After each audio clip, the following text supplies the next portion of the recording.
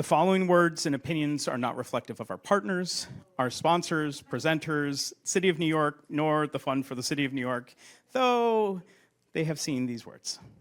So I say the following words as your neighbor and as a cheerleader, and this is the last slide. So first of all, this could be our last school of data. On January 1, 2026, we will have a new mayor. Well, we could have a new mayor. And for those of you who are registered as Democrats in New York City, you have a unique superpower. 11 weekends from today, early voting starts. This June is likely to be a very low turnout election, and we have a real stark contrast to choose from. Do we want someone who wears open data portals like shiny shoes, or someone who invests in teams that make them run? Do we want someone who strengthens tenants' rights, or one who regrets supporting the laws that are keeping people in their homes? Do we want our streets congested, polluted, and dangerous, or someone who supports mass transit, rapid emergency response, and safe streets? Do we want someone who supports the millions of us who work, or the billionaires who back them? Do we want someone picking fights and settling scores, or do we want someone who builds programs to address all of the issues that we're facing?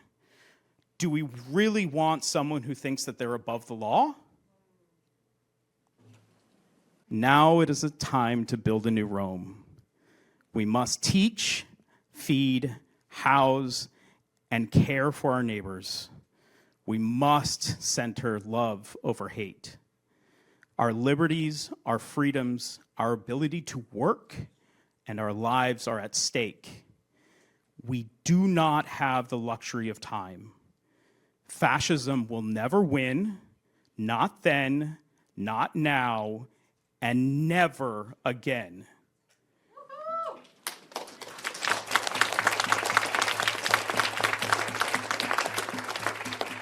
When the long summer days look dark, I have a little prayer for all of you. My knowledge is power. I will learn from neighbors and build our power. Unity is our strength. There will be no kings, no masters, nor slaves. Together we will liberate. Our love is freedom, so say we all.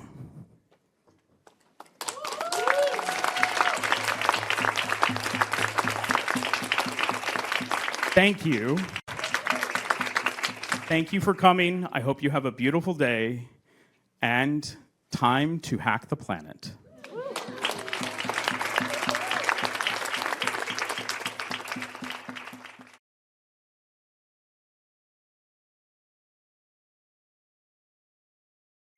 Hi everyone, thanks for coming to this session. It is really exciting for us to be here and launch our project. So this is a collaborative project between Hunter College and Beta NYC. So I think it is a home for Beta NYC here. So we're using a specialty guide to pay for registration because with NYC. That's one of the benefits. Well, our project is about this project was partially funded by NASA, and we had some other partners. We had some colleagues from Penn State University. We had many students from Hunter College that worked on this project, and Beta NYC basically did the website design for us, data visualization, the best practices on those things. It was a great collaborative project. We met every basically week to talk about what we need to do, things that needs to be improved. So we are here to workshop the portal. So what we're gonna do, we're gonna explain what the portal is offering, and then we can work together with exploring your neighborhood, the city, and understanding how the portal can provide some information. And from Beta NYC, Ashley, if you want to introduce yourself. Hi, my name is Ashley. While I was at Beta NYC, I was the Chief Technology Officer. I've since moved on to another role, but I was leading this project on the beta side with website design, data visualization, and leading the development of the project from our side. Yeah. I'm Mehdi Harris. I am the project PI, so at Hunter College, I teach city planning. Andrew Kittredge, current Civic Innovation Lab Director. I just want to preface this, I did not work as much on this project on the Beta NYC side as my colleagues here. But I did actually work with Mehdi when I was a student at Hunter College doing my master's in geoinformatics. Mehdi was on my thesis committee, and I worked as a research assistant for him and contributed a little bit to some of the data you'll see visualized today. Hi everyone, my name is Lin, and I'm the NYC Front-End Development Associate. And for this project, I was responsible for front-end website and data visualizations development. Thank you. We don't have Z here, but Z also is a Beta NYC champion, and he actually also helped a lot.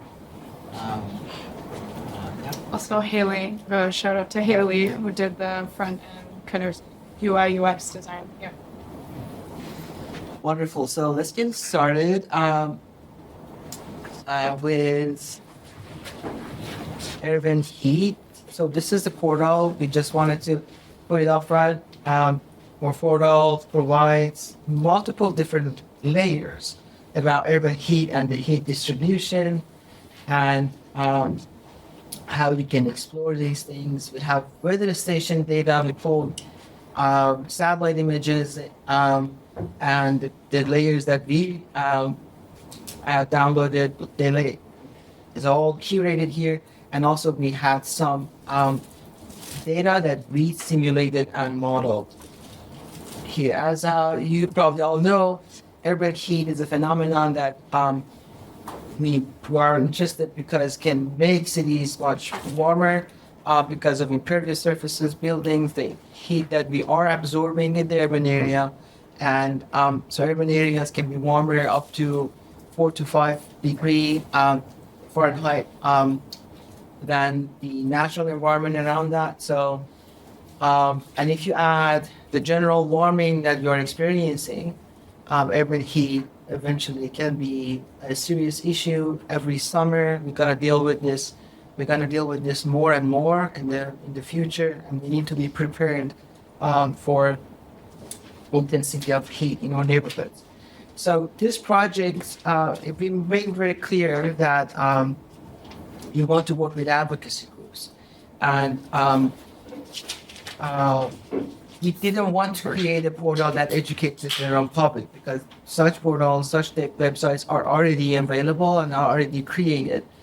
We wanted to create something that advocacy groups can come and learn about their neighborhoods, about their constituents, and use that for their advocacy process. We worked with multiple advocacy groups in the city. We interviewed them. We had focus groups with them, and to understand their processes, how they are interested about urban heat and how they want to use urban heat data. Also, we worked with local government agencies. Specifically, we worked with a mayor's office of climate and environmental justice, and they also provided really considerable and kind contribution in terms of how they might use this portal for their processes. So we have a survey, and I actually have also a hard copy of that. We prefer an online version if you are comfortable with scanning, going through the questions. The questions are super simple, but also I have some hard copies in case someone wants a hard copy survey. We'll take about 5 minutes and then we'll continue. Well, if you want to get urban, some data about urban heat, to learn maybe where, which neighborhoods, which locations are warmer than other ones, or how it is changing, there are multiple resources that you can currently go. You can download weather station data. For example, New York City has multiple weather stations. For example, Central Park has a weather station that has open data. That's really good. One of my favorite places is Wonder Map. These are some weather stations that people maintain. Often gives you some good understanding of what the temperature is in the city when you go. You can also click on those weather stations and see, for example, the historical data. But all of that, it is just requires a lot of work. There are also APIs that these days you can use and program and systematically get the temperature, precipitation, all sort of different weather information. The surface temperature that you mentioned, right? You can download this from Landsat. You can download from multiple resources. You can download, for example, level 2 collection 2, which comes with a prepared surface temperature, which is really helpful. But you still have to do some processing because the layer that you are downloading is digital number, and you have to convert that to a float number, eventually to Fahrenheit, centigrade, whatever you are using. So some data processing is still required. Not huge, but it's still identifying a cloud-free image, all of that. So you have to go through all of those. For an expert in basically remote sensing or GIS or urban data, it is not too difficult. But for our audience, which is advocacy groups, that can be still a complicated task. So our data portal provides the status of urban heat, and we mainly provide 3 data sets: weather stations, the data from weather stations, surface temperature maps or layers, and mean radiant temperature map. We also have air temperature and air heat index that we model, and we provide that also as some supplementary layers. Also, we want to provide all those layers that can be used as heat mitigation resources or heat, basically, for example, tree canopy. Basically, it is an intuitive knowledge that trees can help with heat mitigation. Also, cool roofs, another important strategy to keep cities cooler. We want to know where the cool roofs are. Permeable surfaces is another important factor you can basically use for heat mitigation. So these are some of the maps that we have. These are the weather station data. Is that Bad. yeah? The projector, basically you cannot see the background. But these are the weather Imagine a stations that map we of have. New York. Yeah. This is the surface temperature layer that is nothing basically. It's So yeah, these projectors are not the greatest. It looks really good up here, though. Yeah. And this is the mean radiant temperature that provides the thermal comfort in the urban environment. We created this layer using Solveig software, and this is 1 meter resolution. Provides it is modeled based on the trees, buildings, and if for a typical summer day, which was July 15, thank you. 2 p.m. 2 p.m. So we are planning to generate this layer for more hours. So we could have basically a more, you probably don't see this at all. These are cool roofs.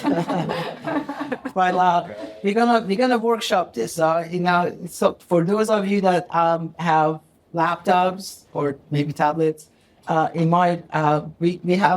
are more prepared for more data visualization here. So trees, we took the tree cover data of the city or land cover data of the city, and we separated the trees because again, the land cover data of the city is 6-inch resolution, really great resolution, right? But it is very difficult layer to deal with. If you want to download that it is many gigabytes of data. It is, I think, when you unzip it, it is about 17 gigabyte or something like that. So heavy layer, using that is not easy, and then taking some cells out of that, like permeable surfaces or land covering cells, it is still heavy lifting. So we provided permeable surfaces, tree cover, and we downsampled them and provided them in this portal. So because you don't see many of these layers, I'm going to just really focus on a few things. This is the data structure that we have. We have our outdoor heat exposure that is calculated from our static factors. And why we have static factors and dynamic factors. The static factors or the static layers are those layers that are tied to the built environment. And it is basically, they are the function of built environment. For example, surface temperature. Surface temperature often is a function of the type of surface that you have. If you have asphalt, if you have, a dark roof, usually it's going to be warmer than the landscape around it. Trees, those places that with permeable surface or grass, they are cooler than the landscape around it. So and landscape is not really changing very fast, right? So we have those as static variables. So tree cover, cool roofs, permeable surfaces, surface temperatures, and mean radiant temperature that comes also out of those. We call those static layers. And then we have dynamic layers. Why? Because, for example, air temperature. Why did we call it dynamic? Because it is really the function of landscape, but more importantly, the function of wind and air movement in the city. And that is very variable. From 1 hour to another hour, you can have wind coming from different angle, from different orientation, different speed, and it is moving the air around in the city. So it's mixing, and a neighborhood that it is warm today at noon might not be warm, for example, at 2 hours from today. It depends on the wind direction. It depends on the wind speed. If those are remaining the same, then you can say yes, that those relationships are remaining the same. But that's often is not the case. So we have these, and then we calculated outdoor heat exposure out of the static factors. Simply, we just got the average of those factors, or we scored them between 1 and 5, and we got the average of those.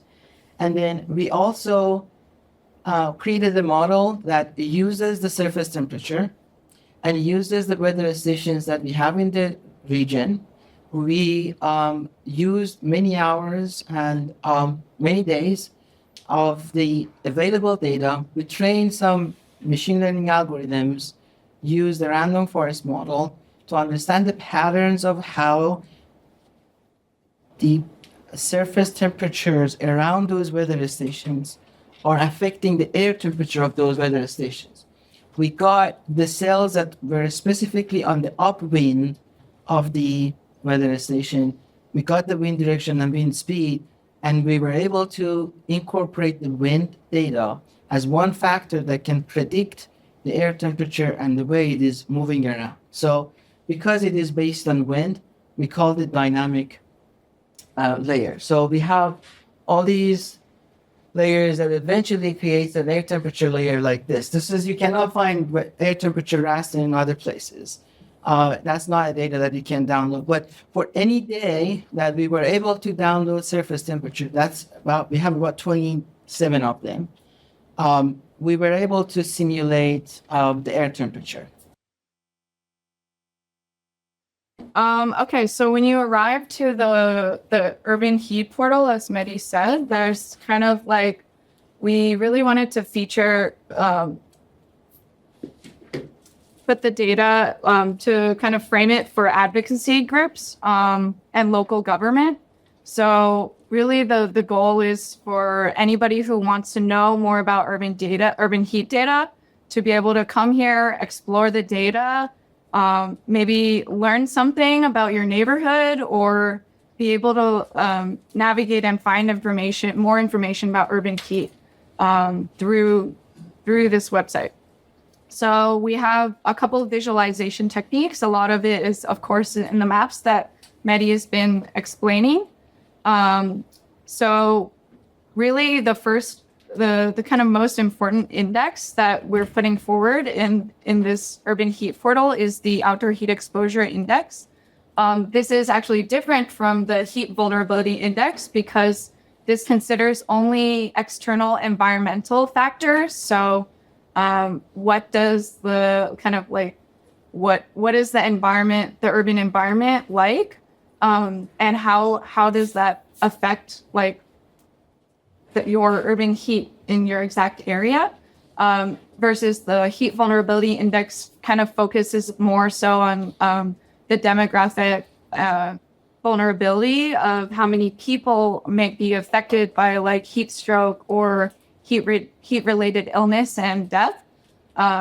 So the Department of Health puts together that heat vulnerability index to look at kind of socioeconomic vulnerability in terms of age groups, and like the ability to kind of be resilient to finding, places of pool like AC or being able to afford to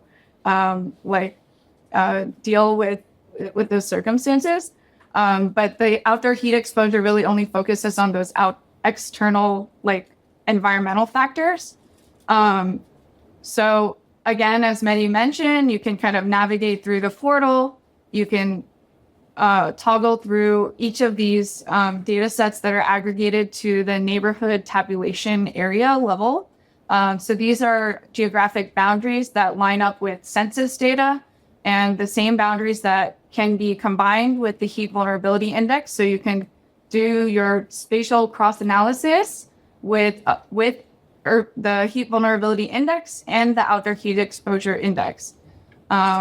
So the outdoor heat exposure index contains all of these static factors. So again, Mehdi kind of described that static factors are things that describe the environmental conditions. So how much heat radiates from the building surrounding or the objects in the space.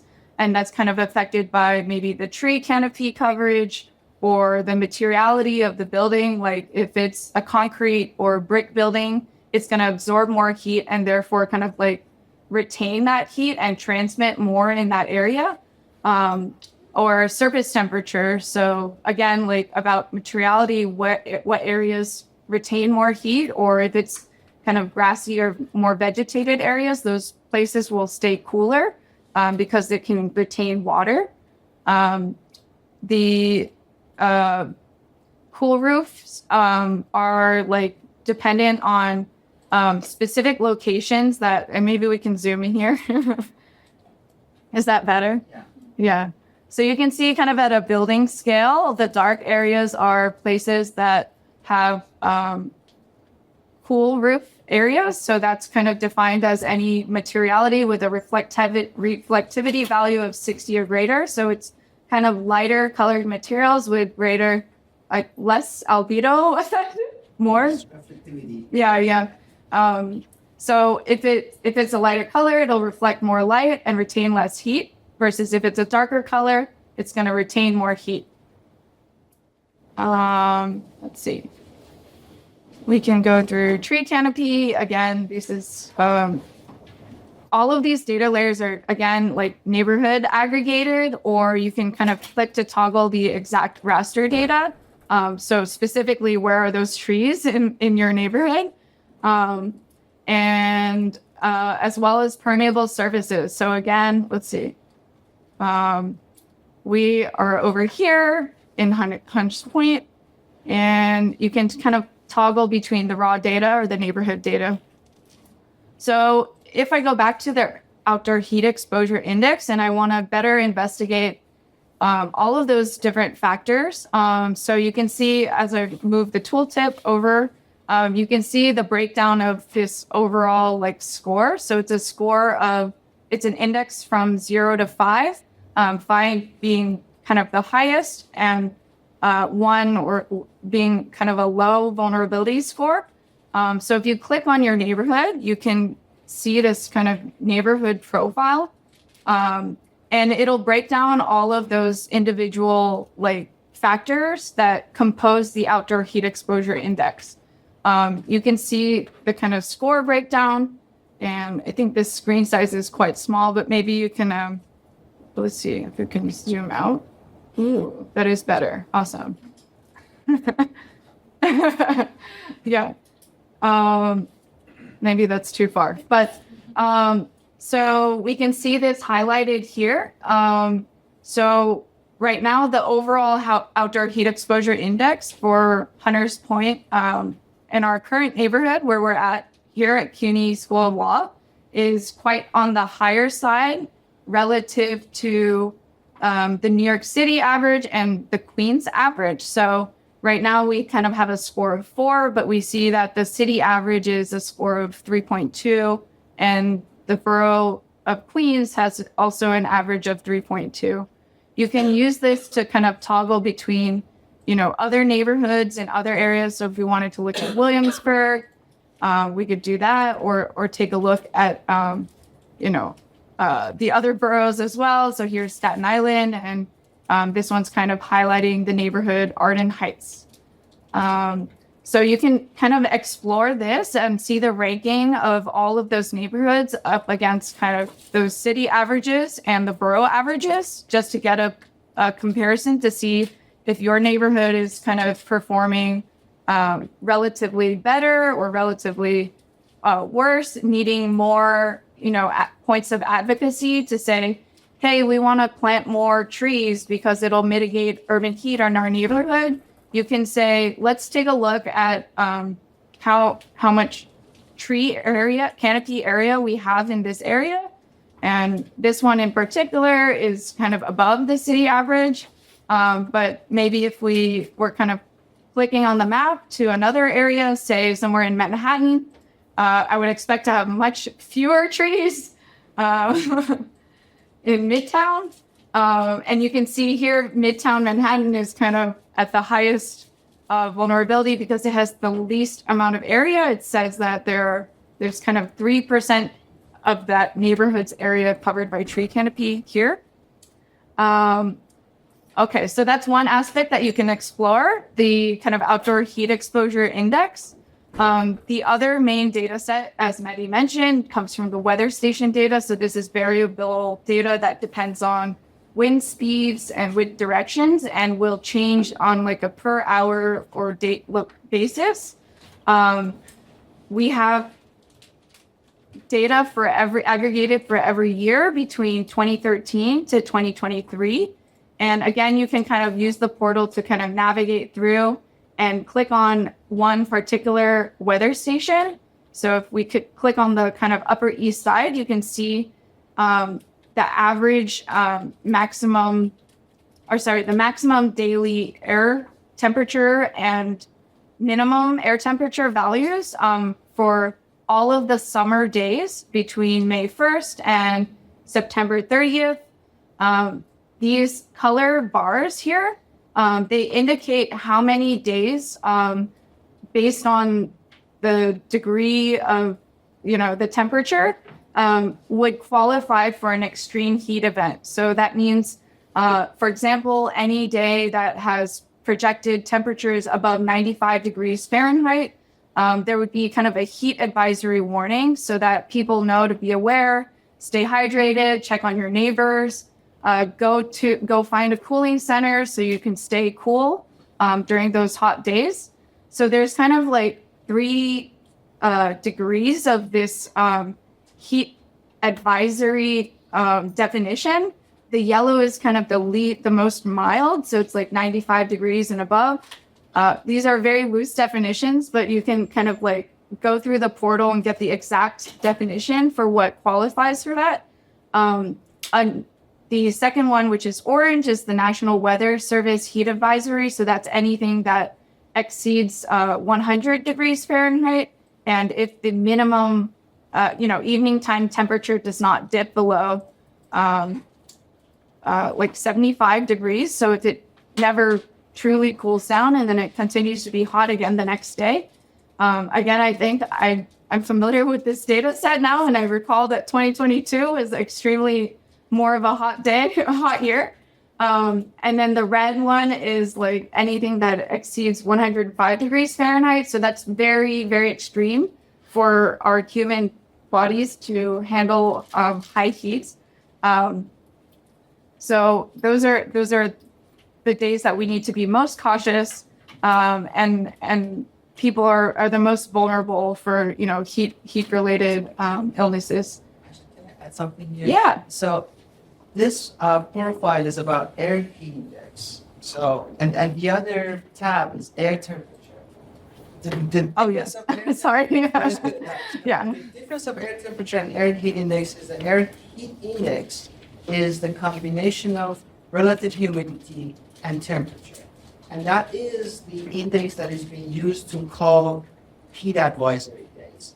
That's why we have two tabs here. One is calculated based on the field light, which is the combination of RH, or relative humidity and temperature, and the other one is air temperature. These are quite interesting because for every year you can see these are the historical average lines. So you know that historically, for example, for August 1st, that's the maximum temperature that we usually have, and that's the minimum temperature that we observe for those days. And that specific year, for example, you can see how many days you were above that average and how many days maybe you might be below that average. This is really quite interesting to explore, and whether a station is nearby, right? And again, for us, was just we want to curate the data for people to be able to use it very easily, very quickly. And you can download the weather station data, of course, but visualizing that, getting all that insight, how many of those they were heat advisory days, and those are relatively complicated. So we just try to move the data one step forward for people to be able to use it very quickly for the projects, processes, could be policy making, could be just understanding how different years are different. 2022 was a warm year, but we also have some other years that are cooler. So it is interesting to explore these dynamics in the city. Yeah, thank you for reiterating that. So just to kind of summarize, the air temperature is just the temperature alone of the air, and the days are summarized up above here for how many days exceed that historic maximum or days that exceed that historic minimum. And then the air heat index includes humidity, and that's really more so what it feels like for the body. So if you see that in your weather app, feels like, that is air heat index. Thank you, Mehdi, for clarifying that. So we could kind of compare and see that it says that Hoboken experienced 22 extreme heat events. So like days that exceeded 95 degrees Fahrenheit in terms of what it feels like, in comparison, say, to the Upper East Side, which only experienced 5 days. So we can see that the urban heat effect is kind of much stronger, maybe experienced here in Hoboken in relative comparison to the Upper East Side. And that might be for a variety of reasons, maybe because the Upper East Side one is like adjacent to Central Park. So it's much cooler with all the vegetated area and grass. So that's like kind of maybe a way to kind of illustrate how to compare some of the different station data. So exploring the data in both the weather stations and the neighborhood aggregations, we also provided a bunch of resources. So this is great that we can dig into all the data, but what can we do about it? How do we prepare for urban heat? There's a number of New York City resources that are linked directly from this website. They're kind of scattered links all over. We wanted to provide all this information in one consistent location. And of course, some national level resources as well from the CDC or the sort of National Heat Health Information System Organization, or to learn more about, how the effects are kind of are more vulnerable for like elderly populations who they're like maybe at higher risk for heart disease issues that are kind of exacerbated during heat events. As well as kind of a directory of heat advocacy groups. So these are folks who are doing advocacy work in the urban heat space. So if you want to get involved or kind of connect with some of these organizations, this is kind of a resource for that. And then, of course, really to make all of this data available. So if you want to download the shape files or the kind of tabular data from the vector perspective, you can download all of that from the outdoor heat exposure index, and that'll have breakouts for each of those individual static variable values as well. Or you can download each of the individual raster layers. And again, these are kind of pre-processed so that they're at a manageable file size and resampled at like 1 meter resolution, most of them. So yeah, you can have one place to download everything, one place to explore all of that urban heat data. And then I will kind of go back to the deck. Yeah. Example, mean radiant temperature. If you want to calculate mean radiant temperature using Solvay, we had how many? Maybe about 60 tiles. We just broke down the city to 60 tiles. For each of those tiles, you might need to spend like 3 or 4 hours for the processing time. So, And that's only the final step. not only There's an foggy intermediate factor, step yeah. that takes about 24 hours. 24 hours. So we basically took turns and did those tasks. Over 2 months. Yeah, and so that layer we cannot find anywhere else. But here is just one click away from having it. And that was one of the objectives for us is just this should be very, very easy to download.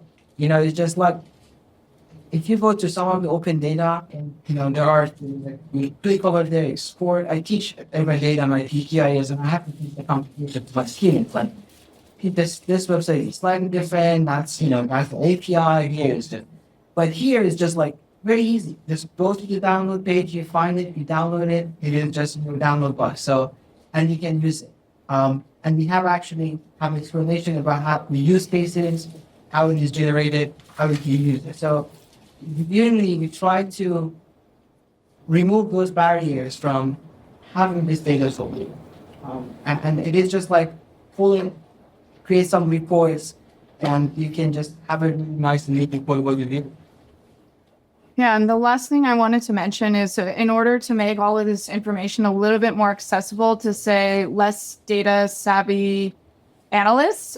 So if you're somebody who just cares about the urban heat information in your neighborhood, you could download like a report of this as kind of a print screen layout of, say, go to that weather station that's closest to your neighborhood, or download a profile of specifically your neighborhood, and it'll like kind of print this in like a print that like PDF it, whatever, print it in a print friendly format for you to be able to disseminate that information and bring to a community board meeting and share that information with others to start the discussion about, hey, the data says this.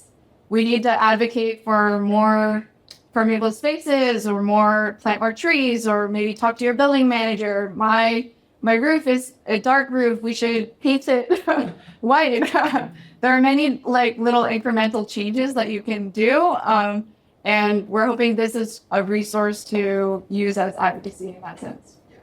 Yeah. We just finished this stuff, but really, I mean, we are not still finished. I don't think we can say finished. But this we really pushed it in the past couple of months to get to this point that it is functional. Yeah. And there are a few things that we still have to fix. There are a few things that we want to add, but we are working on this as we go. For the majority of the work is done. Yeah. It's ready to use. So we're happy to take any questions. Otherwise, we can maybe you're welcome to open up your laptops and then go to urbanpeace.nyc And maybe we can do an exercise of like, finding information in the portal. Yeah. How are y'all thinking about, I know you said this is just newly completed for this version. How are you thinking about update cadence based on new data? We are working on the update. So this data so far is between 2013 and 2023. All that is ready. But we are working with Beta NYC to basically have some dedicated resources and prepare some layers for 2024 and 2025. So we are hopeful that at the end of summer of 2025, the summer just coming, we can upload new layers. So we are working on that. But unfortunately, we don't have much resources. This project was really done by very, very limited resources. So we have to piece together some of the funding here and there, and we'll see how it goes forward. Yeah. This is an amazing effort. Thank you so much for sharing this. I wonder if you've started thinking or have anything going on, looking at the actual effect of some of those potentially heat mitigation strategies like cool roofs on the actual air temperature, for instance, and thermal comfort. Right. So we built two models in order to let's just let me come closer to the microphone here. I might be too far from the microphone. Sorry, just look behind me. You want to go into? So we built two models. One model connects trees, the type of land cover, like permeable and impervious surfaces, buildings and cold roofs to surface temperature. Basically, the first model, there are some predictors and you are predicting surface temperature. The second model takes that surface temperature and connects that to the air temperature using, again, another algorithm, another random forest algorithm. So what we are doing here, we are just creating a chain reaction from whatever you're changing in the land cover to the surface temperature, and from surface temperature to the air temperature. Because we have that model, we can move the knobs and just say, what happens if we had 0 tree cover? What happens if we had 0 cool roof? And we can generate now the new air temperature and the new surface temperature based on that. What is the height of the air temperature that you're modeling Two- for, and Up to validate? I'm just curious. 2 meters, and we got the air temperature from weather stations. And weather stations usually have the 2-meter height with air temperature. So the algorithm is doing pretty well. Can you go to the air temperature layer, please? Yeah. I also want to highlight there's methodology notes in the downloads page. So if you have more questions, you can hopefully that will answer some, but we can go into. You have to also write papers. After this comes writing to convert to some publications, you can't and even we will have the methods and details. But so the air temperature is pretty good. I compared this with MacroNet, a network that was not used for training the algorithm. So it was a different data set was used for training. So the MacroNet is actually the algorithm is pretty good. The problem that I suspect is on the water science side, because our model is really sensitive about wind and surface temperature values. Because the surface temperature of water is much lower than the rest of the landscape, you might see some hard edges on the waterfront. And that we don't have a data set to validate this with, to have a transit of air temperature from coastline all the way to the, coming into the land. So what we need to do is collecting our own temperature data, perhaps in the summer, and identifying those days the satellite is flying over. And because for those days, we can have a model air temperature. And then having a transit of reading from the coast based on the wind direction and speed, to understand how that transit is changing. So this is modeled air temperature. It is modeled. It's not extrapolated. So you have separate weather station air temperature and model. The weather station, we didn't touch it. But it just basically, we dumped it. And, but this is the model air temperature raster. But I do want to note the weather station data is private, so you cannot download the weather station data. But you can, Unfortunately. yeah, but you can get the profile. You can capture the profile, but we are not allowed to share the CSV of the weather station because, it is you have to pay to get that, and we are not as a user of that, we are not able to redistribute that data. There's a licensing problem with that. So, but the profile is available. Most people will care about that profile. Yeah, and I know it's difficult to see on screen, but maybe you can trace this boundary line that's where the land is, and that's what maybe you were trying to describe in terms of the edge condition in the raster for the air temperature. Was a question, Sean? Sure, thank you. This is really great. My question is, have you considered adding or incorporating the measurements of large scale green spaces around? I understand this tool is built for the neighborhood community board group, but I think an important piece of the advocacy there, right? We all know the benefits and the ecosystem services of those spaces would be to kind of show that on this in some way. Have you considered that? Yeah, we are one step away from quantifying that impact, really, right? So, and what we need to do when it comes, for example, to Central Park or to Prospect Park, these really big body of green space, is we know how that is impacting our modeled air temperature. What we need to do is converting that, in a scenario, converting that to just some impervious surface, for example, or the average landscape of the rest of the city, and see how the air temperature will change. Subtracting that from our air temperature here would be the benefit of anything. It would be benefit of the park in that case, or you can do that for full roofs, or you can do that for trees, changing landscape with impermeable surfaces, for example. So basically, we build a model and now we can play with the knobs. We were so busy with building the model, we haven't really started building those scenarios, but those are the next steps for us. Awesome. Yeah, this is kind of picking up on that previous question, but first of all, it's an excellent tool and it seems very user-friendly. Thank you. So thank you for presenting it and building it. I'm just curious if you think that there is potential for mapping the technical potential for these different surface interventions can go. I think it's really important to be able to understand disparities in heat exposure today on the basis of where permeable and reflective surfaces are. But I'm just curious if you feel confident that maybe you have the data or the methods necessary to then take the next step in terms of identifying priority locations for installing those features in the future, not just on the basis of land cover conditions that are amenable to that, but on the basis of these different social or demographic priorities on the basis of heat vulnerability for different populations. Right. In your question, there are a few important issues. Let me just draw those and address one step at a time.